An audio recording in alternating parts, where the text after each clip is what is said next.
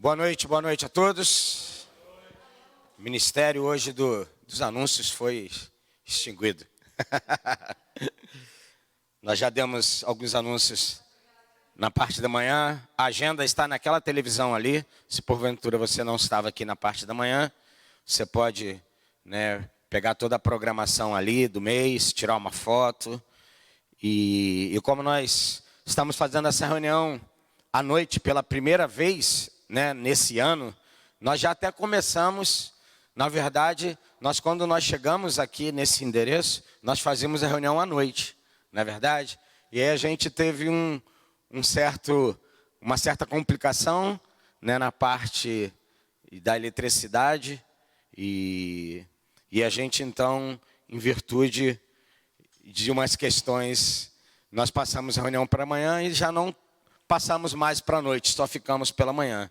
Então nós estamos hoje inaugurando essa primeira reunião à noite. Nós teremos, pelo menos uma vez ao mês, pelo menos, porque nós andamos como nós ouvimos hoje aqui de manhã. Quem estava aqui hoje de manhã? Algumas pessoas estavam aqui. Nós estávamos aqui. Vocês viram que o Anselmo estava compartilhando que Jesus fazia o quê? Aquilo que ele viu do Pai, ouvia do Pai. Amém? Então nós vamos nos movendo conforme aquilo que a gente vai ouvindo do Pai. Amém? E o Senhor começou a trabalhar no nosso coração, já vinha trabalhando no nosso coração para a gente começar essa reunião pela parte da noite. E glória a Deus porque você está aqui. Amém? Dá um alô para o seu irmão do seu lado e fala, muito bem. Isso, se você não conhece, se apresente para essa pessoa que está ao seu lado. Acho que a maioria de nós aqui, eu gosto que essa reunião seja uma reunião bem íntima, embora às vezes a gente, nem todos se conheçam com intimidade, mas na casa do Pai a gente vai gerando essa intimidade, O relacionamento, ele vai acontecendo, ele vai fluindo, e a gente tem algumas pessoas aqui que a gente já conhece, Temos ali os nossos amigos que a gente são amigos em comum do Bruno e da Paula. Eu sempre esqueço o nome de vocês, gente. Leandro e Laíssa. Laíssa. E a Laíssa, Mas quem aqui de novo? Está ali o nosso amigo Márcio, O irmão que está do seu lado, como chama? Joeliton. Que bom, Joeliton. Seja muito bem-vindo aqui à casa do seu pai, a casa do papai. Temos mais alguém aqui? Temos a nossa amiga ali, como você chama? Rayara. Nayara, com N. Que bom, Nayara. Estou com o ouvido bem apurado, A Nayara também, seja bem-vinda à casa do pai. Acho que os demais já são da casa, No sentido de, não que vocês não sejam da casa, ok? É que a gente já está há mais tempo caminhando juntos. E eu gostaria de compartilhar uma palavra aqui com vocês, muito simples, mas que eu creio que ela é uma palavra assim, que ela vai mudar como mudou o curso da vida dessa pessoa que nós vamos compartilhar aqui, e que com certeza a partir da visão de si mesmo e de quem também Deus era, isso vai afetar a sua vida profundamente. E não apenas sua vida, vai afetar tudo aquilo que cerca a vida deste homem. Tudo aquilo que vai agora seguir ao propósito da caminhada dele, vai ser afetada por essa visão, por esse entendimento. E eu gostaria que você pensasse, não no ponto de vista da Bíblia, como uma história longe, mas que você olhasse para a Bíblia, a história que Deus escreve para os seus filhos, e você conseguisse se inserir dentro dela. Ok? Então se coloque no lugar desta pessoa e se veja também sendo impactado, e que esse impacto que entrar, que tocar a sua vida, seja também algo que vai interferir em todo o processo da sua caminhada, seja no seu trabalho, na sua escola, no seu dia a dia, na sua família. Ok?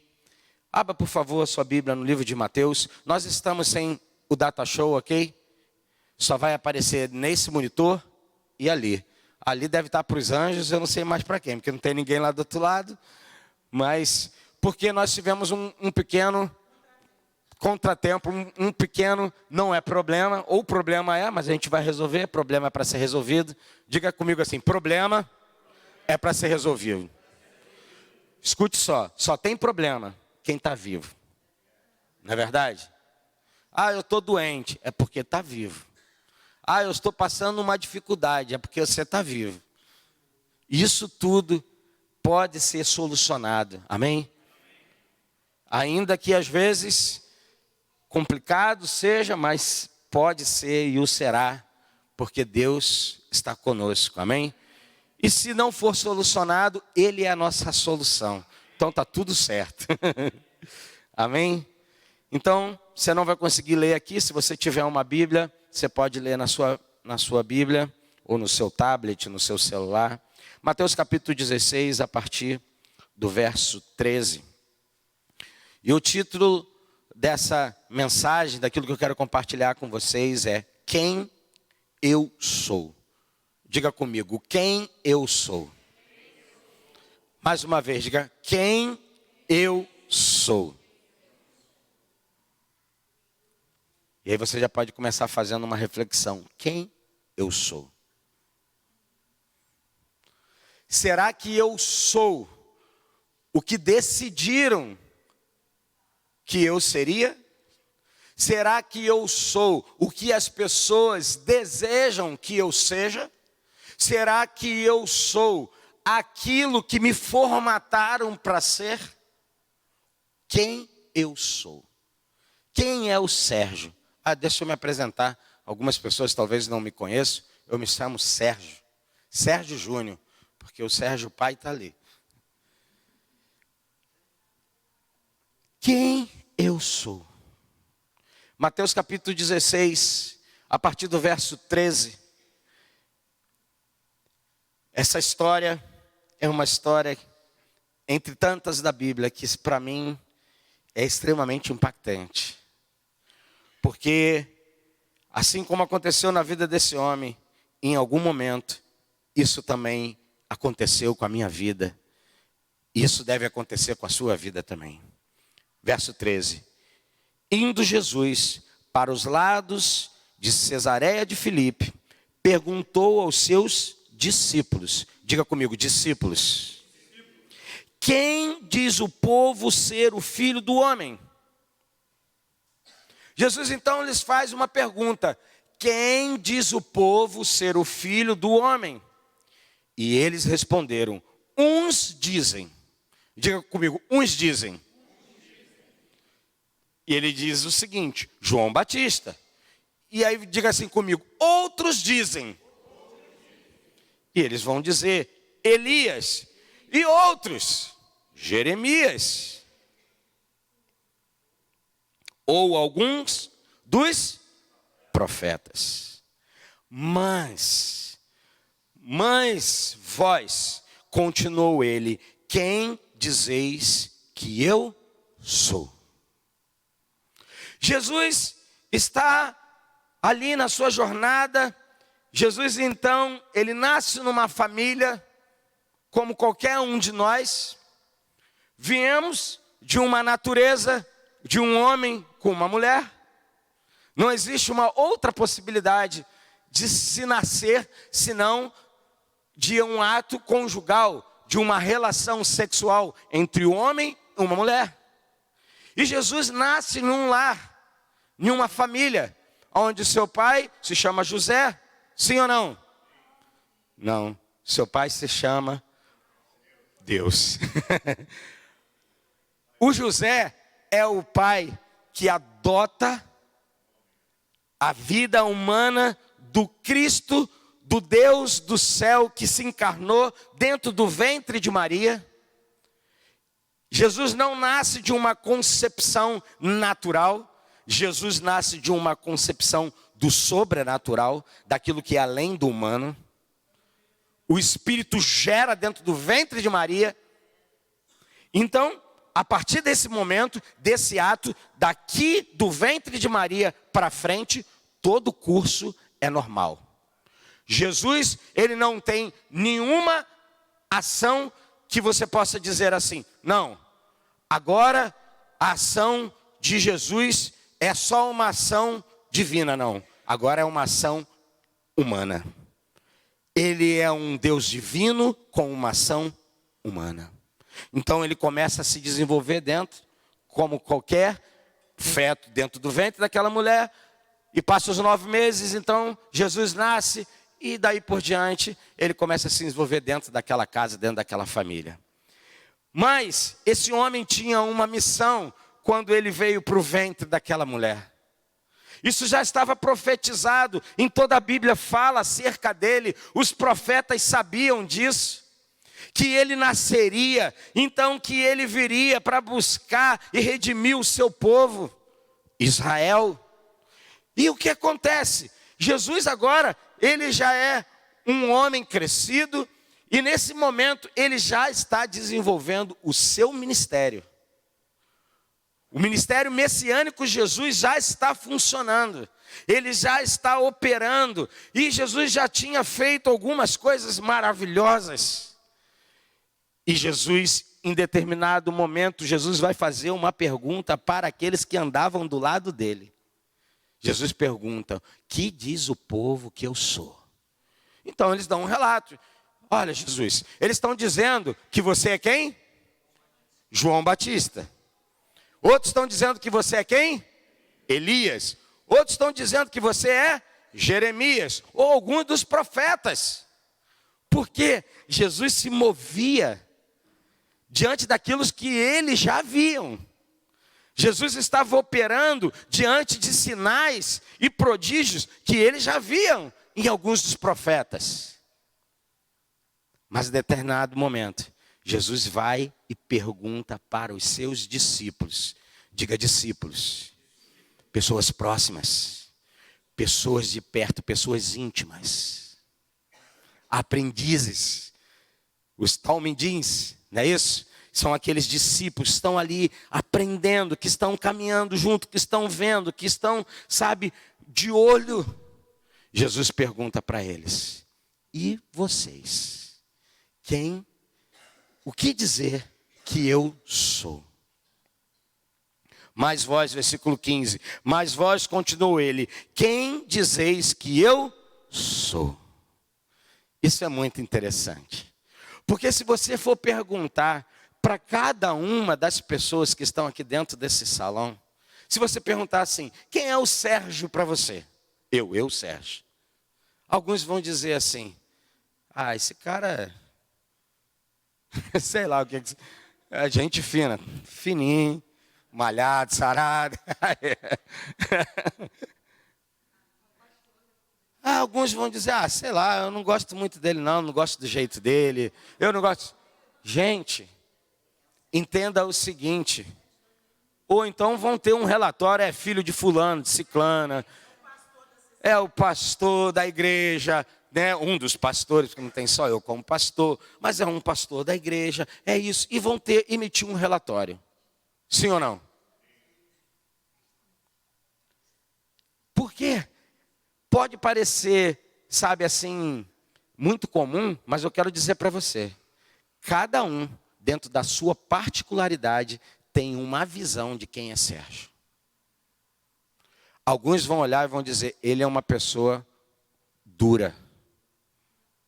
Alguns vão dizer, ele é indiferente. Alguns podem dizer, ele é amável. Dá para suportar. Alguns vão dizer, ele é aquele que prende o dedo da ovelha na porta. Antes que ela fale, eu vou logo denunciando.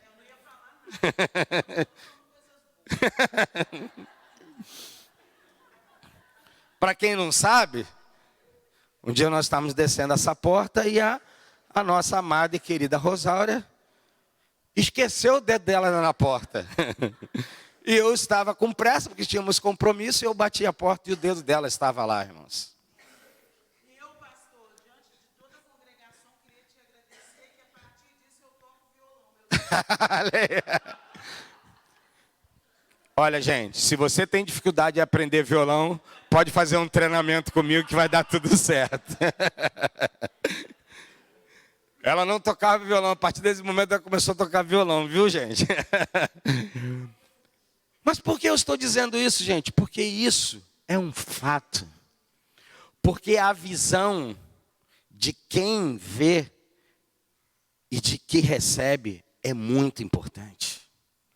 Você vai ver numa família, num lar, onde o pai e uma mãe, eu imagino que na medida daquilo, da sensatez, eles querem dar a mesma medida para um filho quanto para o outro. Mas filhos podem receber de maneiras diferentes. Um pode se sentir não tão amado. Isso é uma realidade, é ou não é? Tem gente que diz assim, meu pai ama mais o meu irmão do que a mim. Meu pai ama mais a minha irmã do que a mim. Isso é um relato, irmãos. Nós que aconselhamos, vemos isso, sabe, muito, muito, muito. E quando a gente olha, né, a gente não está ali dentro daquele lar, né? Mas quando a gente olha e a gente observa, a gente não consegue ver essa desmedida. Mas porque é a maneira de como sente, é a maneira de como percebe. E às vezes isso pode distorcer uma visão. Mas Jesus pergunta para os seus discípulos, quem dizeis vós que eu sou? Então um cara chamado Simão Pedro, a Bíblia diz no versículo 16, respondendo Simão Pedro, tu és o Cristo, o Filho do Deus vivo. Então Jesus lhe afirmou, bem-aventurado és Simão Bar-Jonas, que significa Bar, filho, filho de Jonas. Jesus está dizendo para ele, tu és um homem feliz, Simão. Simão Pedro, tu és um homem feliz, tu és um homem bem-aventurado. Olha aqui, olha, porque não foi carne e sangue que te revelaram, mas meu Pai que está nos céus. Isso para a gente, olha aqui na Bíblia, parece ser uma coisa muito simples. Mas olha o que Jesus vai relatar. Jesus afirma, Simão Bar-Jonas, Simão Pedro, não foi carne e sangue que te revelou isso. Meu Pai foi que te revelou isso. Meu Pai foi o que abriu os teus olhos, para que você pudesse ver, entender, enxergar, ter essa revelação. E Jesus continua afirmando, versículo 18, também eu te digo, que tu és Pedro, e sobre esta pedra edificarei a minha igreja, e as portas do inferno não prevalecerão contra ela. Dar-te-ei a chave do reino dos céus, e o que ligares na terra terá sido ligado nos céus, e o que desligares na terra terá sido desligado nos céus. Então advertiu os discípulos que a ninguém dissesse ser ele o Cristo. Por que Jesus vai fazer essa censura para os discípulos, irmãos? Eu não quero que vocês contem que eu sou o Cristo, o Messias. Mas eles estavam andando com ele, gente. Uma coisa é você andar com alguém, outra coisa é você ter uma revelação de quem é esse alguém que você anda. Imagina que você está andando com um amigo, que esse amigo que você está andando, você já descobriu que ele vai ser o próximo presidente dessa nação. Isso muda a sua visão ou não? Você lida com ele de uma maneira, assim, não, tranquilo, não, é o próximo presidente da nação, esse meu amigo que está do meu lado. Eles estavam diante de algo que eles vinham ouvindo dos seus pais, ensinamentos, viria o Cristo, esse Cristo, o Messias, redimiria, ia redimir, né, ia colocar eles num estado de redenção. Eles estavam debaixo de opressão, tanto tempo do Império Romano. E aqui, nesse texto, infelizmente, existe uma visão completamente distorcida. Achando que literalmente, quem tem a chave do reino dos céus é o Pedro, o apóstolo Pedro ou o São Pedro, como se ele fosse um homem, sabe, que detesse essa capacidade de abrir e de fechar.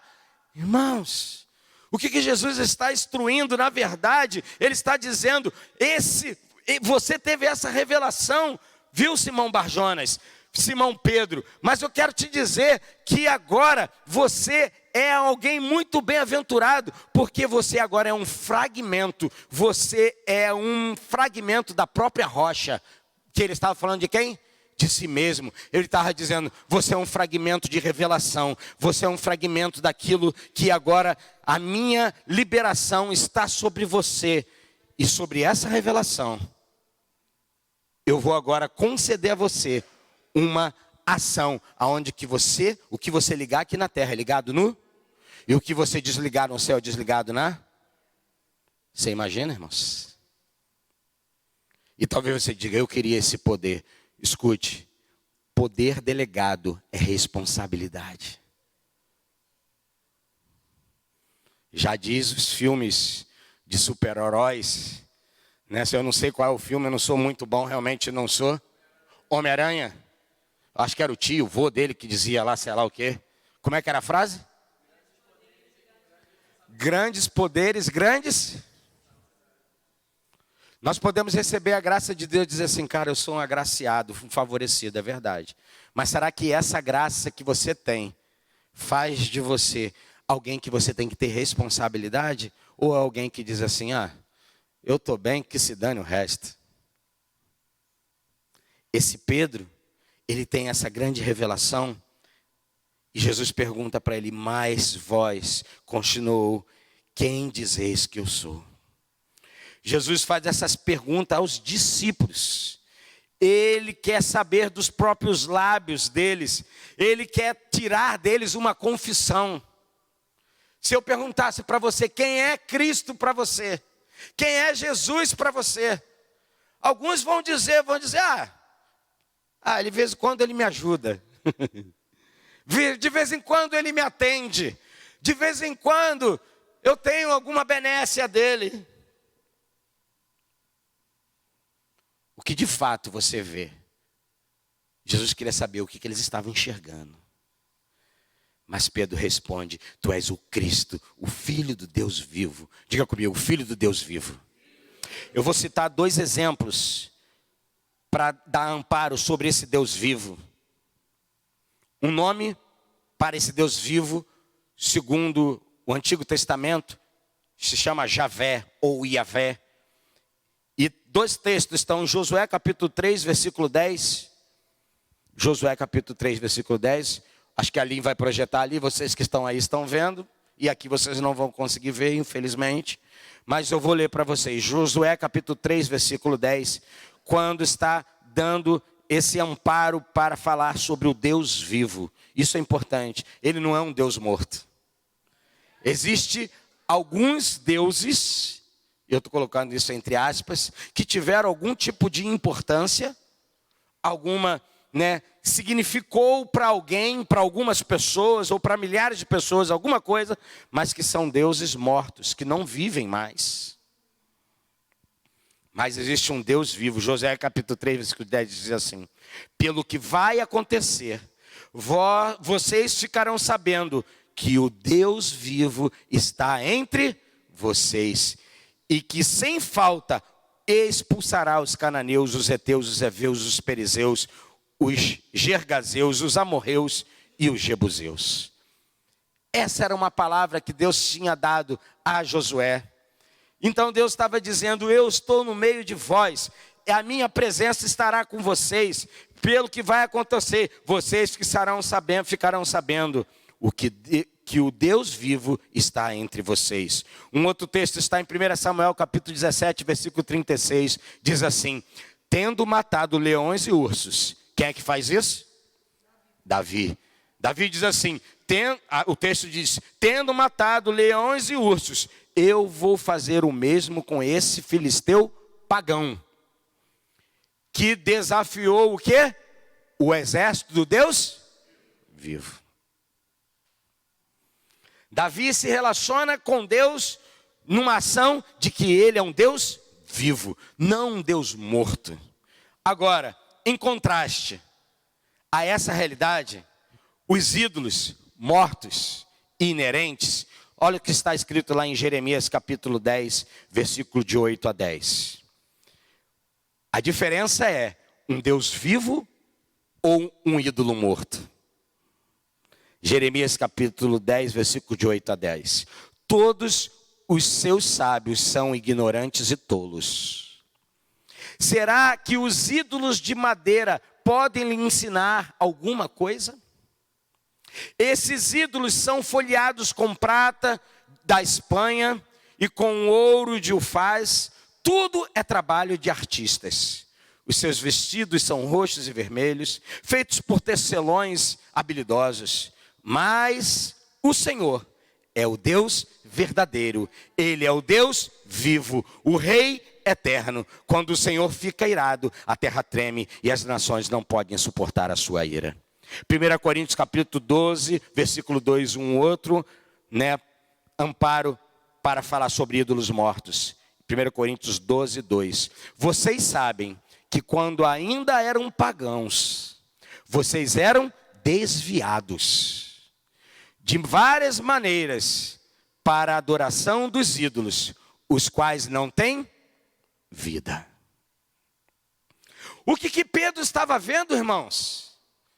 Pedro estava tendo uma revelação de que Yahvé era um Deus vivo. Ele não era apenas um ícone, alguém importante, alguém que ia fazer alguma diferença. Pedro estava afirmando: Deus, tu és um Deus vivo. Tu és um Deus que se relaciona. Tu és um Deus que se apresenta. Tu és um Deus que está perto. Tu és um Deus que anda junto. Por isso, toda vez que bater um desespero no seu coração, porque bate. Toda vez que bater um desespero na sua vida, seja em qualquer circunstância que bata, na minha e na sua, lembre-se, o Deus vivo está conosco. Ele pode nos ouvir. Ele pode nos atender. As suas mãos podem nos socorrer. Amém? Os seus olhos podem nos ver. A sua boca pode falar conosco. Os seus ouvidos podem atender a nossa oração. Amém? Pois o Salmo 115, ele vai afirmar justamente sobre os ídolos mortos. Ele diz: eles têm boca e não falam, têm ouvidos e não ouvem, nem som algum sai da sua boca. Tem pés e não andam, tem mãos e não apalpam. E a Bíblia diz que para mim é impressionante. A Bíblia diz: torne-se semelhante a eles, aqueles que o fazem, que o adoram. Se torna alguém que olha e não, tem ouvido e não, tem mão e não consegue, sabe, socorrer de uma maneira, sabe, eficaz. Assim como Pedro, que não estava simplesmente expressando uma opinião acadêmica. Porque se a gente for falar nesse texto, nós vamos ver um monte de gente ensinando de maneira acadêmica, sabe? Mas Pedro ele não está ensinando sobre uma maneira acadêmica, sobre a identidade de Cristo. Essa foi uma confissão de fé pessoal. Entende essa diferença, irmãos? Isso não é olha só, eu estudei, sabe? Nós falamos semana passada aqui sobre a teologia, né? Um estudo sobre Deus. Então, agora eu sei como é que funciona. Não. Pedro, ele está fazendo uma confissão de uma fé pessoal e reveladora do Pai para Pedro. Deus abre os olhos de Pedro para esse conhecimento mais profundo de Cristo pela fé. Diga, pela fé. Não tem uma outra ação, sabe, que seja tão poderosa como a ação da fé. Foi uma ação da fé que o Pai abrindo os olhos de Pedro para que ele pudesse entender que Jesus não era um comum. Ele era o Cristo, o Filho do Deus vivo. Nunca antes revelado de maneira tão explícita a Pedro e aos apóstolos a plenitude da sua identidade. Pedro agora ele enxerga a plenitude da identidade de Jesus. Jesus agora está revelado para Pedro. Pedro agora entende: eu já sei. Eu já sei quem tu é. Eu já sei o que você veio fazer aqui. Eu já sei agora o que vai acontecer daqui por diante. Eu já sei. Só que até então ele tem uma visão ainda muito o quê? humanizada, ele tem uma visão ainda muito fraquinha. Tanto que você vai seguir, se a gente for seguir o texto, vocês já conhecem, Jesus vai afirmar que vai morrer, Pedro diz, de maneira nenhuma. De maneira nenhuma você vai morrer. O que é isso? Em outras palavras, eu acabei de ter essa revelação tão poderosa, que tu vai fazer essa obra tremenda e tu vai morrer. Ah, não vai mesmo. Mas Jesus o repreende, irmãos. Sabe por quê? Sabe por que Jesus o repreende? Porque o que Pedro pensava até aquele momento, que vai amadurecer a visão dele, a revelação dele, o que ele pensava, só cogitava das coisas terrenas. Escute, você não é um ser extraterrestre, pelo menos no sentido legal, amém? Você nasceu de um homem e de uma mulher, você tem um estado que te dá uma autoridade nessa terra. Aqui está uma chave, eu não vou entrar nesse mérito, porque isso aí a gente vai para outro caminho. Você sabe por que Jesus teve que nascer de uma mulher? Porque essa terra é lugar de autoridade de homens. Se Jesus não nascesse pelo meio legal, ele não tinha autoridade para operar na terra. Por isso, Salmo 115, versículo, se eu não me engano, 19. Oi? Homem, ser humano, de natureza, identidade humana. A Bíblia diz, os céus são os céus do Senhor, mas a terra deu a eles, aos filhos do homem. Essa terra é terra de autoridade de homem. Por isso que, quando Jesus caminhou aqui nessa terra, ele sabia que ele estava debaixo de uma legalidade do céu. Pergunto eu para você, Satanás está nessa terra de uma maneira legal? Tá? Diga não. Lembra o que João 10 diz? Aquele que entra pela porta do aprisco das ovelhas, esse é o pastor. Mas aquele que entra por outra parte, entra por outro lugar, esse é o quê? Salteador. A Bíblia está falando, dentro daquele contexto, está falando das pessoas que tinham mais intenções, e etc, etc. Mas isso é um princípio. Jesus está nessa terra cumprindo um propósito. De que propósito é esse? Fazer com que eu e você tenhamos uma revelação de fato quem Ele é. Por quê? Eu já vou finalizando a palavra. Porque a visão que você tiver de quem Deus é, vai impactar profundamente a sua vida. Agora escute o que eu vou falar para você. Ela vai impactar você de uma maneira positiva ou até mesmo de uma maneira negativa. Vou te dar um exemplo sobre isso. Existem pessoas que vão comunicar Deus, e que a maneira de como eles passam a mensagem, ou como eles demonstram Deus, a maneira que eles passam essa mensagem, comunicando Deus, eles fazem que as pessoas pensem que Deus é mau, que Deus é severo, que Deus é terrível. Sim ou não? Vocês lembram a palavra dos talentos? Foi lá, o cara distribuiu os talentos. Teve um que foi, pegou o talento que ele tinha recebido, fez o quê? Enterrou. Quando veio o Senhor para cobrar sobre aquele talento, ele perguntou, o que você fez com o meu talento? O que aquele homem disse? Sabendo que o Senhor é mau, eu fui e guardei. Qual era a visão que esse homem tinha de Deus? Naquela figura está se referindo, né? É uma analogia ao Senhor. Qual era a figura que ele tinha? Que Deus é severo, que Deus cobra onde não semeou, que Ele é injusto.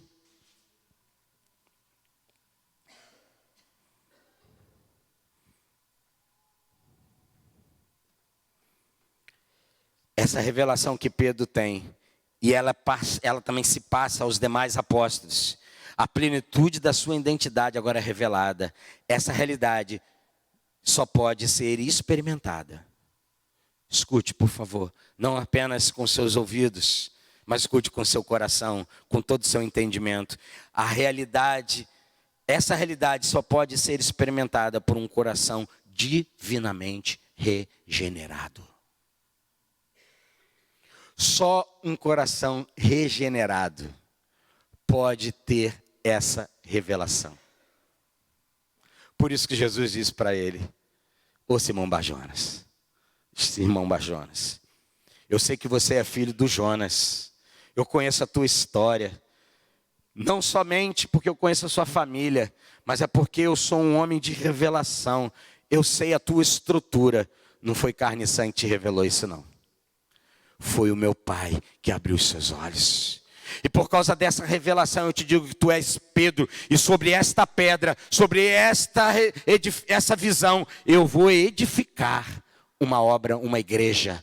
Vou edificar agora, dando uma ressignificância a tudo que você entendia até agora. Eu vou encerrar dizendo para você: quem eu sou interfere diretamente naqueles que estão ao nosso redor. Quem eu sou vai interferir diretamente naqueles que estão ao nosso redor. E eu vou falar uma bateria de coisa aqui muito rápida, porque o nosso tempo já está avançando. Veja se isso não é uma verdade. Pessoas feridas, pessoas curadas. Fale mais alto. Pessoas feridas, pessoas curadas, pessoas amadas, pessoas transformadas, pessoas chatas, pessoas santificadas, pessoas carnais, carnalizam. Pessoas fortes fortificam, fortalecem. Pessoas fracas enfraquecem. Pessoas felizes alegram. Pessoas supridas suprem. Pessoas angustiadas angustiam. Pessoas tranquilas tranquilizam. Pessoas firmes apoiam. Pessoas puras purificam. Pessoas corajosas encorajam. Pessoas de paz apaziguam. Pessoas tristes entristecem. Pessoas gentis gentilizam. Pessoas atormentadas atormentam. Pessoas cuidadosas cuidam. Pessoas libertas libertam. Isso é uma verdade, não é, irmãos? Então, quem eu sou? Quem você é? Não adianta você dizer para mim: eu sou o Sérgio Paulo Porral Júnior, filho de Sérgio Paulo Porral e Noemi Guimarães Porral. Você nasceu lá em, acho que foi Caxias, né? Nasci lá em Caxias. Foi criado na Penha. Isso não definiu, sabe, quem eu sou, no sentido daquilo que é do propósito do Pai, daquilo que é do propósito de Deus. Mas com certeza, muito do que eles, meus pais, forjaram dentro de mim, dizendo: você é o que a palavra de Deus diz que você é. Quantos dos nossos filhos dizem para nós: eu não consigo, eu sou burro, eu não vou chegar, eu não, o meu amiguinho é inteligente, eu não sou. Quantos? Sabe quem vai afirmar a identidade deles, irmãos? Você, papai, você, mamãe, você, autoridade. Então, cuidado com o que a sua boca vai emitir. Porque as pessoas, irmãos, elas não são chatas porque elas resolveram ser chatas. As pessoas não são angustiadas porque elas resolveram, entraram na fila e disseram: eu quero ser uma pessoa angustiada. Eu quero ser uma pessoa, eu sou assim. Amargurado, eu decidi ser amargurado. Não, a amargura entrou no coração dessa pessoa. Tem uma causa, tem uma raiz. E a maioria de nós só conseguimos olhar os efeitos. Existe uma essência de dor. E a pergunta é: o nosso Senhor sabe qual é a dor dessas pessoas. E Ele está querendo saber qual é a visão que você tem. Que quando você se aproximar de um amargurado, o que você vai dizer? Você vai dizer: o Brasil está uma porcaria mesmo, não tem mais jeito. É melhor a gente sair tudo desse país e ir embora. O último que apague a luz.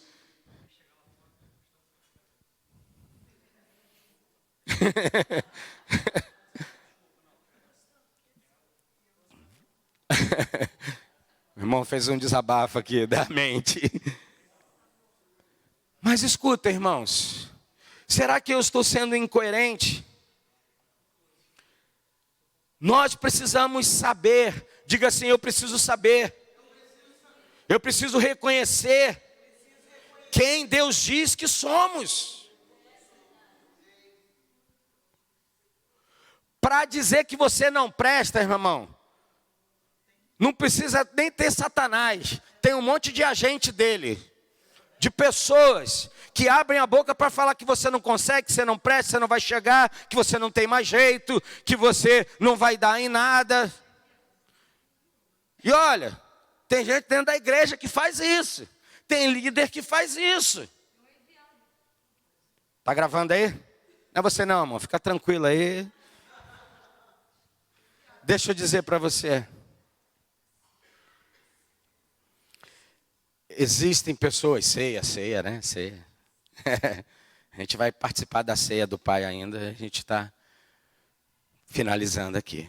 Existem pessoas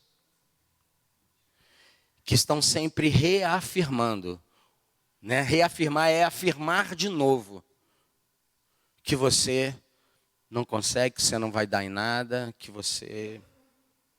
Talvez você recebeu palavras e mais palavras desde a sua infância. Mas o que eu gosto de ver demais é quando eu olho para pessoas que esse mundo jamais pensou, que pessoas que jamais, sabe, imaginaram, né, que isso um dia podia acontecer. Alguém que foi machucado, ferido, arrebentado, sabe o que quando diz lá em Isaías? Que é como como é que diz lá o versículo? Como uma cana quebrada, que foi amassada, e como um pavio, sabe, que foi fumegando, que está se apagando. Muitos foram pessoas que foram amassadas, quebradas, sabe, já estava apagando o pavio, estava assim apagando. Só que quando veio o sopro do céu, fez assim. Aí entrou numa mulher, como a Rosáurea. Por que a gente dá esse testemunho? Sabe por quê, irmãos? Porque ela já tem essa identidade afirmada dentro dela. Rosáurea sabe, e ela é gente que nem a gente. Ela sabe quem ela é em Cristo Jesus. Ela já tem uma identidade que tem sido trabalhada pelo Pai. Ela sabe o valor que ela tem. Ela sabe que ela não teve um pai presente. Ela sabe que não teve uma mãe presente. Mas ela sabe que ela tem um Deus vivo presente. E ela hoje já entende que desde o passado Deus já estava com ela. Desde o passado Deus cuidava dela. E ela talvez estivesse contando, mas que eu fui muito humilhada, eu fui arrebentada. Hoje os olhos dela, Deus estava me guardando e me preservando para chegar aqui. A nossa visão pode mudar diante da ótica e da revelação que a gente tem.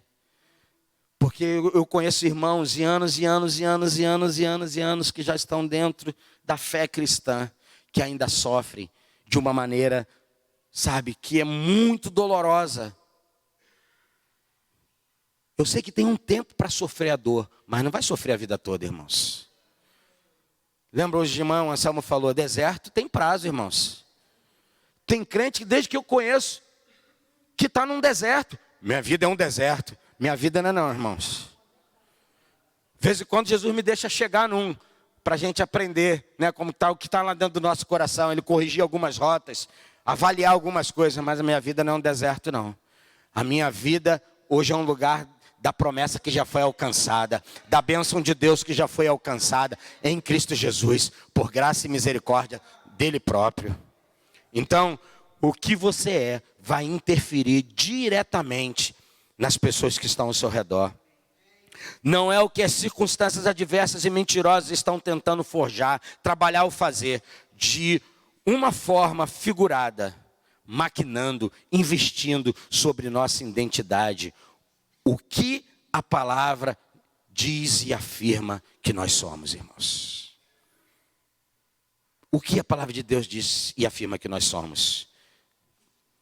Vou dizer para você, João capítulo 1, versículo de 12 a 13, somos filhos de Deus. 2 Coríntios 5, 17, somos novas criaturas. Romanos capítulo 8, versículo 37, somos mais do que vencedores. Apocalipse capítulo 1, versículo 6, somos reis e sacerdotes. 1 Pedro capítulo 2, versículo 9, somos propriedades de Deus.